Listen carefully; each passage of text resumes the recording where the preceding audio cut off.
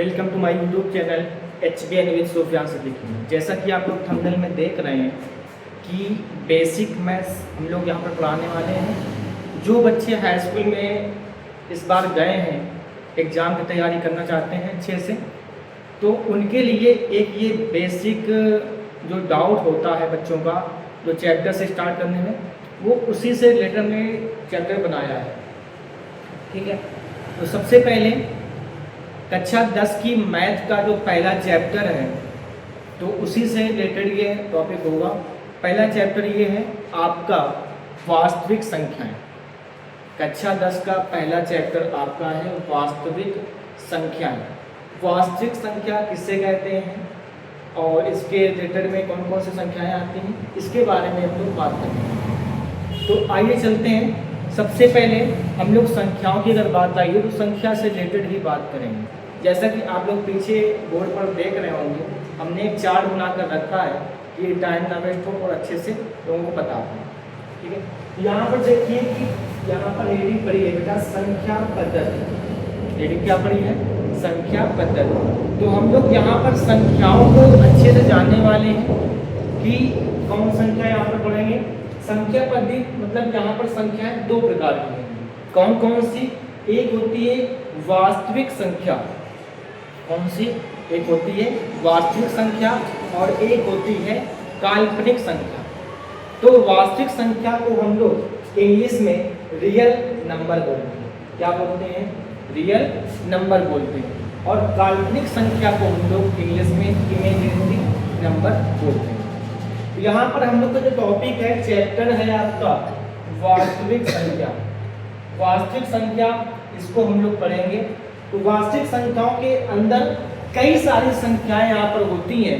जैसे कि एग्जाम्पल में हम लोग देख रहे हैं 2/3, -3/4, 0, 1.4, 5√5। ये सब सारी संख्याएं आपकी वास्तविक संख्याएं कहलाती हैं। इतनी बात समझ में आए? अगर किसी बच्चे को कोई कहीं पर डाउट आए तो बेटा वो कमेंट कर सकता है, यहाँ पर सर डाउट आ रहा है, फिर से बता दीजिए, तो हम उसके लिए दोबारा एक वीडियो बना देंगे। और जो भी चीज़ हम यहाँ पर नोट करा रहे हैं, तो एक अच्छे से बेहतर कॉपी में नोट करके अपने नोट्स कंप्लीट कर लें। ठीक है, तो यहाँ पर वास्तविक संख्या के एग्जाम्पल हमने बताया। और जो वास्तविक संख्याएँ होती हैं वो तुम्हारी दो संख्याओं का संग्रह होता है। कौन कौन संख्याओं का होता है? एक होती है बेटा परिमेय संख्या। कौन सी होती है? परिमेय संख्या। और दूसरी होती है अपरिमेय संख्या। एक होती है परिमेय संख्या और एक होती है अपरिमेय संख्या। परिमेय संख्या और अपरिमेय संख्या दोनों को अगर मिला दिया जाए तो हमारे पास जो संख्या प्राप्त होती है वो हमारी वास्तविक संख्या है। आई होप यहाँ तक हमारी बात समझ में आ रही होगी। ठीक है, अब यहाँ पर फिर से एक नए पॉइंट आया।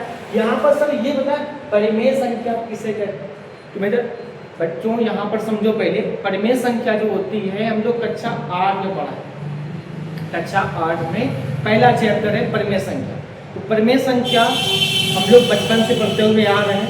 यहाँ पर देखिए परिमेय संख्या वे संख्याएं होती हैं जिसे हम P/Q के रूप में लिख सकते हैं।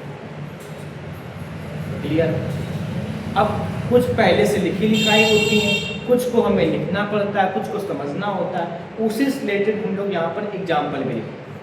परिमेय संख्या यहाँ पर डिफिनीशन लिख दिया है पहले से, कोई मतलब प्रॉब्लम हो तो यहाँ पर नोट कर सकते हैं। ठीक है, परिमेय संख्या क्या होती है? वह संख्या जिसे P/Q के रूप में लिखा जा सके उसे हम लोग परिमेय संख्या कहते हैं। एग्जाम्पल में -3/2, 0, 3/7, -5। इसके साथ यहाँ पर एक और भी संख्याएं हैं जो क्लास 9th में हम लोगों ने पढ़ा था पहले चैप्टर में। पहला चैप्टर क्या था? संख्या पद्धति। संख्या पद्धति में हम लोगों ने पढ़ा था। संख्या पद्धति में पहला चैप्टर में एक क्वेश्चन था शांत दशमलव संख्या।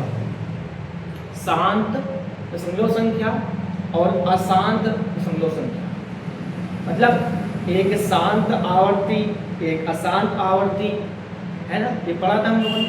Terminating number, non terminating number. तो इसी को भी यहाँ पर समझते हैं अच्छे से। ये तो बात समझ में आ गई, -3/2 गामा 0 गामा 3/7 गामा -5। इसके बाद नीचे यहाँ पर हमने कुछ संख्या लिखी 1.3 1.3। ठीक, यहाँ तक बात समझ में आ गई। इसके बाद जो यहाँ पर 1.3 है, तो ये कौन संख्या आपको, ये जो 1.3 लिखा हुआ है इसको हम लोग बोलते हैं शांत संख्या। क्या बोलते हैं?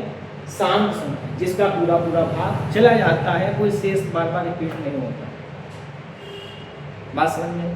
ठीक, इसी के आगे एक पॉइंट हमने और बनाया है पेमेंट से, यहाँ पर 1.333 डैश, इसी को हम लोग कह सकते हैं 1.3 बार, मतलब संख्या रिपीट, और जब संख्या रिपीट हो रही उसके ऊपर बार का सिंबल आ जाता है। और यही क्वेश्चन हमने कक्षा 9 में पढ़ा है। ठीक है, तो यहाँ पर जो 1.33 है इसको भी हम P/Q के रूप में लिख सकते हैं, 1.33 वाली। ठीक, तो ये संख्या हमारी क्या हो जाएगी? अशांत व आवर्ती। ये संख्या क्या हो जाएगी? अशांत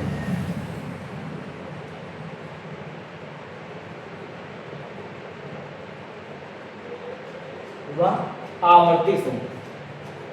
तो यहाँ तक बच्चों बात समझ में आ गई होगी। एक बार फिर से समझते हैं। यहाँ पर हमने परिमेय संख्या बताया, परिमेय संख्या के बाद में उसने डिफिनीशन बता दी, डिफिनीशन के बाद में उसके एग्जाम्पल बताया कि परिमेय संख्या किससे कहते हैं, कौन कौन संख्याओं को हम लोग परिमेय संख्या बोलते हैं, तो कहते हैं। ठीक, अब इसी के साथ हमारा दूसरा टॉपिक इसी में है, वास्तविक संख्या में अपरिमेय संख्या। दूसरा टॉपिक आपका है अपरिमेय संख्याएं। जो अपरिमेय संख्याएं होती हैं इसको हम लोग इंग्लिश में इरेशनल नंबर बोलते हैं। क्या बोलते हैं? इरेशनल नंबर बोलते हैं। ठीक है, अब अपरिमेय संख्याओं में वह संख्या जिसे P/Q के रूप में नहीं लिख सकते वो संख्या हमारी क्या कहलाती है? अपरिमेय संख्या। जैसे कि यहाँ पर दिया गया है पाई गामा √5। अब ये पाई को हम देखो 22/7, वो बात अलग है। अच्छा, पाई से रिलेटेड हम लोग एक दूसरा वीडियो लाने वाले हैं बहुत जल्द, तो बने रहिए इसी चैनल के साथ में। पाई से रिलेटेड भी, पाई का जो सच है उसके लिए एक स्पेशल वीडियो हमने बनाने वाले हैं। ठीक है, उस पर बनाते हैं पाई के बारे में। ठीक, पाई के बाद यहाँ पर एग्जाम्पल में √5 गामा √3 और गामा 1.303003000। इस तरह से ये संख्या क्या हो जाएगी? इस संख्या को हम लोग बोलते हैं अशांत संख्या, अशांत व अनावर्ती संख्या। तो ये संख्या हमारी क्या हो जाएगी? अशांत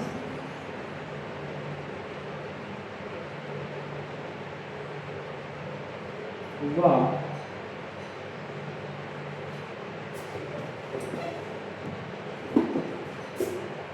अनावर्ती संख्या।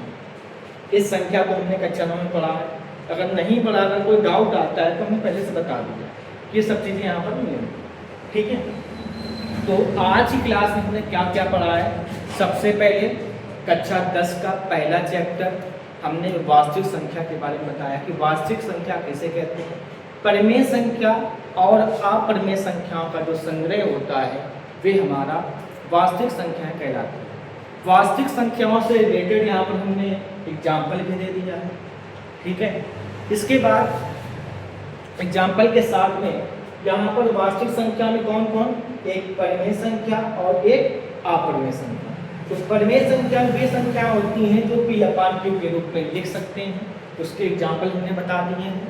ठीक, इसके साथ अपरिमेय संख्याएं, जो संख्याएं हम P/Q के रूप में नहीं लिख सकते हैं वे हमारी अपरिमेय संख्या कहलाती हैं। बात समझ में आई? ठीक है।